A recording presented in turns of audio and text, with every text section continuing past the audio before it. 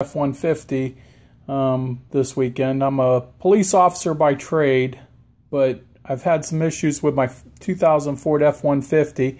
I have a V6 4.2 liter V6, and my engine lights come on for about the last 2.5–3 years. I've had no real engine problems. I turn them off and they come back on. I'm getting a P0171 and a P0174 error codes. I've tried everything, cleaning the air mass flow sensor, PCV valve I've switched out, and yesterday I changed out my spark plugs and my spark plug wires and noticed that there's still a hissing sound. Today I rigged up a smoke detector test. It was very easy to do, less than $10 in cost, and I found my leak, which we couldn't find yesterday with the stethoscope. And as soon as I get done, I'll show you what all happened. I'll do parts of a video and then post it. Now, underneath my air intake, there's a vacuum hose or an elbow, and this is what it looks like. And this is what I hope to be my only problem with this.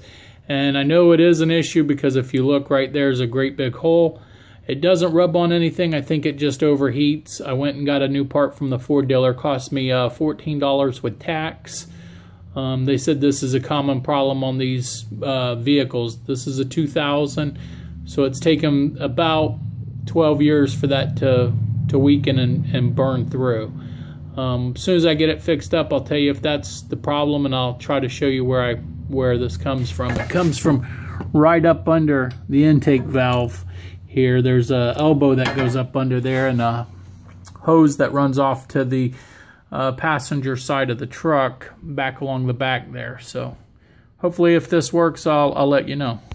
Well, as you can hear, I don't really hear the hissing sound anymore. I've put everything back together. Right up under there is where the elbow is, and I do think that's going to be the cause of my 3-year dilemma. Like I said, I'm a police officer, not a mechanic, but using the internet and my owner's manual repair book, I found this job, although it busted my knuckles up with some of the tightness, a fairly fair to easy job that any shade tree mechanic could do. Again, I think this solves my problems. I'm going to go drive it, and hopefully this will be the issue.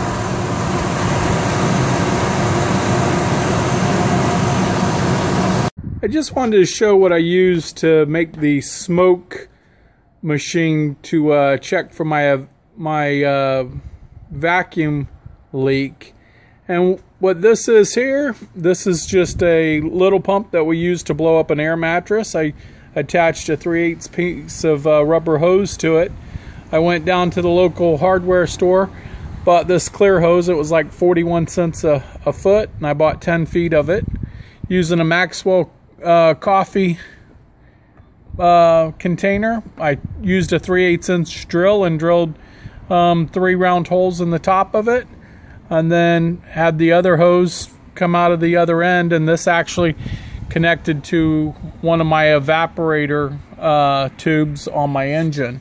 And then of course I used 2 cigars. On one of the cigars, I get the kind with the mouthpiece or mouth tips or the tips on the end, and you connect that into one of these, into this hose. You light it, you close the top, and then you start the pump, and the pump forces air into the container, and that causes the cigar to burn and smoke, and then the smoke actually comes through the mouthpiece and into the engine, and it actually puts out a lot of smoke. That's a $10 smoke piece, smoking equipment to test for evaporator leaks that I did, as opposed to paying $600 to $1,000 for a manufactured one. It worked great. A few hours since I replaced that elbow on my air intake, or right below the air intake, and I drove my truck for about 50 miles, and I'm telling you, I'm excited to say that at every stoplight and every stop sign that I came to, my truck idled just like it was supposed to. It never tried to cut out, and it just runs as smooth as can be, and I'm really happy. And no lights have come on the check engine light. So I think I've made that fix, and it cost me roughly altogether, just my time and research, I probably saved a couple $100 by taking it to a different mechanic to figure out what the problem would have been. So with that, I say if you have that P0171 or P0174 error codes and you have a 2000 Ford F150, you might want to check on this elbow, as the parts department at the Ford dealership here in the city I live in said that this is a common problem with 2000 Ford F150s. Again, wasn't that hard to do. Good luck.